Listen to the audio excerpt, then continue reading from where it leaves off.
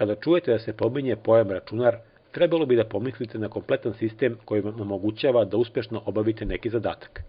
Nažalost, u praksi se ovaj izraz često koristi samo za jednu komponentu, i to za metalno kućište u koje su ugrađeni procesor, memorija, diskovi i drugi bitni delovi. Ipak, da biste mogli da vidite šta se događa, neophodan vam je i monitor. Kod nekih računara su ovi delovi spojeni u jedinstvenu celinu, što znači da ih ne možete razdvojiti. Bez obzira na to, morate imati na umu da se sve operacije obavljaju u okviru kućišta, a ekran služi samo za prikazivanje rezultata.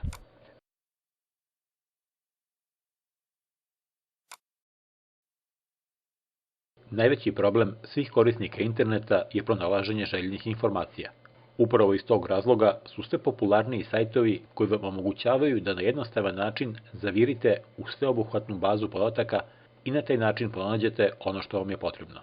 Oni se zasnivaju na takozvanim mašinama za pretraživanje, search engines.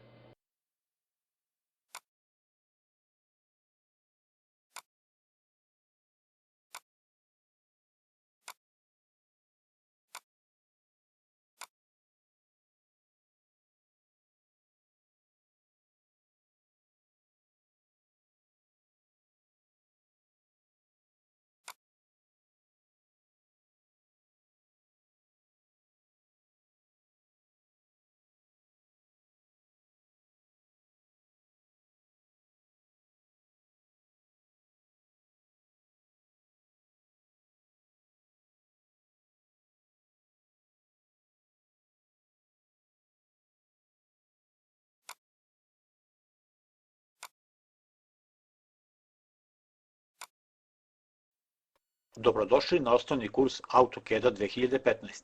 Ja sam Aleksandar i bit ću vaš instruktor. Možda niste znali da se prva verzija AutoCAD-a pojavila pre više od 30 godina i da je u međuvremenu on postao apsolutno najrasprostranjeniji program za projektovanje uz pomoć računara, CAD.